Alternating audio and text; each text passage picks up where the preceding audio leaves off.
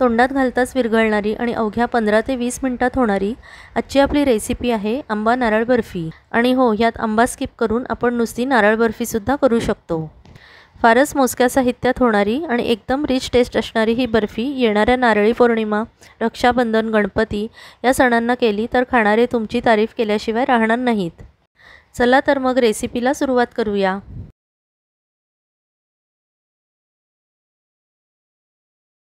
कढई गॅसवर ठेवून ती तापल्यावर त्यात 1 चमचा साजूक तूप घातले।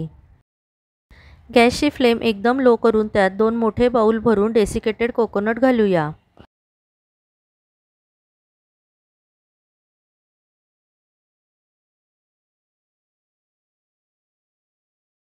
आता 2 ते 3 मिनिटं तुपावर चांगले परतून घेऊया।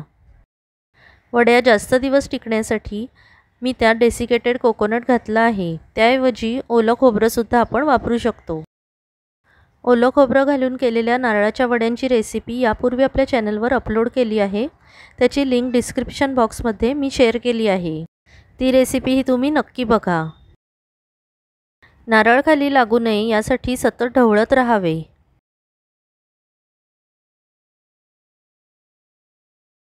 साधारण 2 ते 3 मिनिटं परतून झाल्यावर मी गॅस बंद केला आहे। आता हा नारळ एका ताटात काढून घेऊया।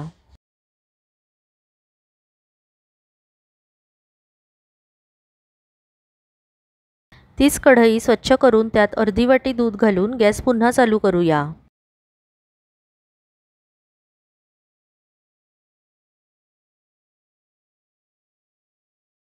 दुधामध्ये 100 ग्रॅम मावा घालावा।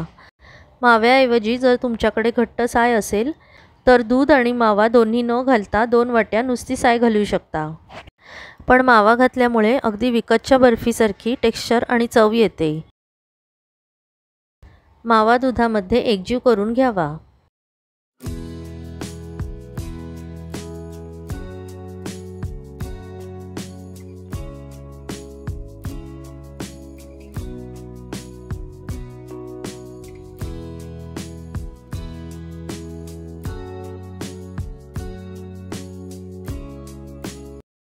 हे पहा, दूध असं घट्ट तयार होतं।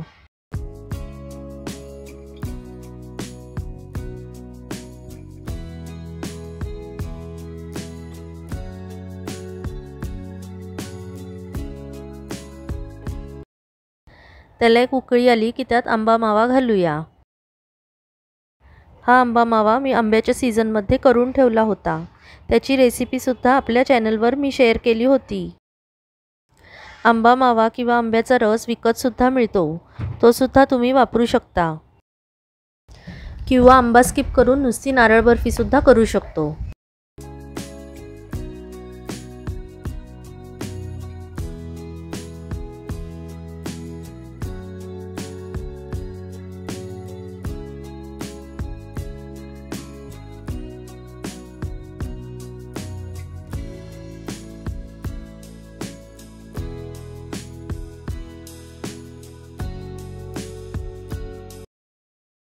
आंबा मावा पूर्ण मिक्स झाला की त्यात अर्धी वाटी साखर घालूया।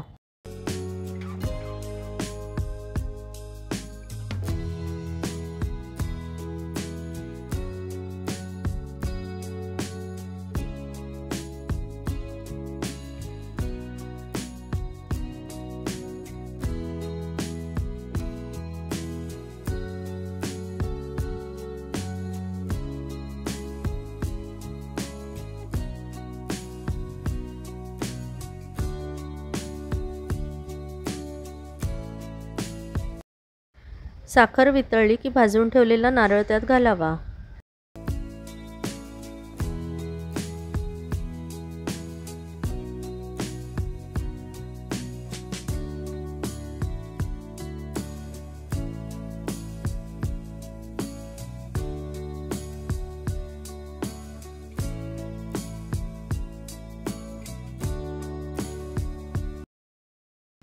गॅसची फ्लेम लो ठेवून मिश्रण थोडे घट्ट होईस्तोवर परतत राहावे।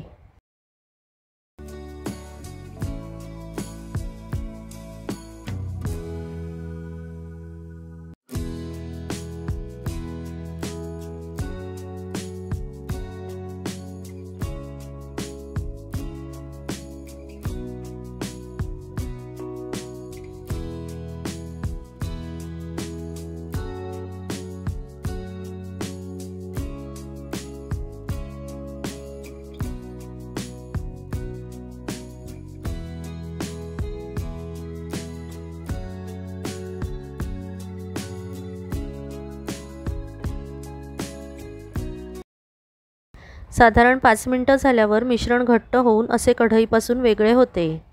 त्याचा गोळा होऊ लागतो आणि चिकटपणाही कमी होतो. चमचा उभा ठेवून बघितल्यास तो असा सरळ उभा राहतो. म्हणजे हे मिश्रण आता वड्या थापण्यासाठी तयार झाले आहे.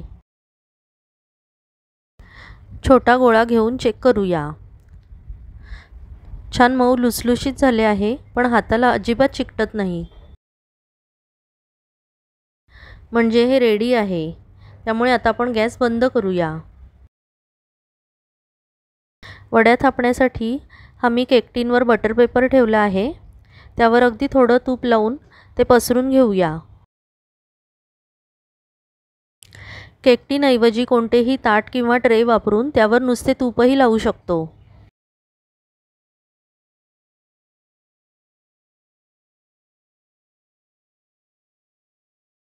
त्यामध्ये आता तयार झालेले मिश्रण घालून ते वाटीने थापून घेऊया.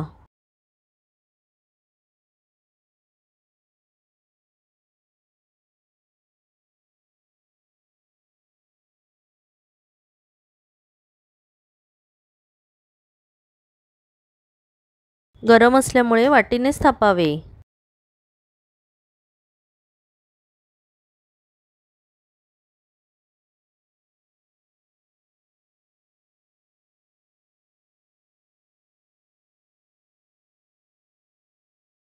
उलटण्याने त्याला चौकोनी आकार देऊया.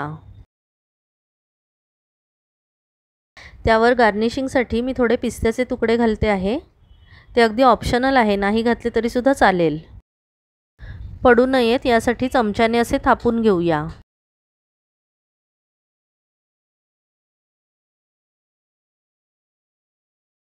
थोड्या कोमट झाल्यावर आता त्याच्या वड्या पडते आहे. आपल्याला हव्या तशा लहान मोठ्या आकाराच्या वड्या पाडून घ्याव्या. ही नारळ बर्फी फ्रीजमध्ये 1 महिना आणि फ्रीज बाहेर 1 आठवडा टिकते.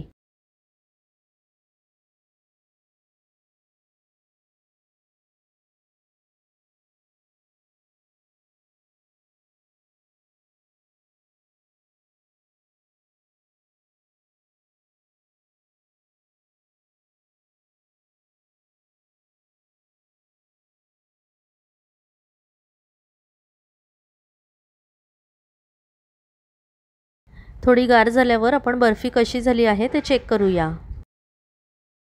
ही वडी एकदम सॉफ्ट, तोंडात घालताच विरघळेल अशी होते. चवीला तर अप्रतिम लागते. त्याची टेस्ट इतकी रिच असते की तुम्ही घरी केली आहे यावर कोणाचा विश्वासच बसणार नाही. आता पुढे येणाऱ्या विविध सणांसाठी एकदा ही रेसिपी नक्की ट्राय करा. तुमचा अभिप्राय द्यायला मात्र विसरू नका. मंडळी, तुम्ही अजून चॅनल सबस्क्राईब केलं नसेल तर प्लीज सबस्क्राईब करा आणि मी पोस्ट करत असलेल्या नवनवीन रेसिपींसाठी बाजूला असलेल्या बेल आयकॉनवर क्लिकसुद्धा करा. आजची रेसिपी आवडली असल्यास लाईक करा आणि तुमच्या मित्रमंडळींमध्ये शेअरही करा. Bye bye and take care.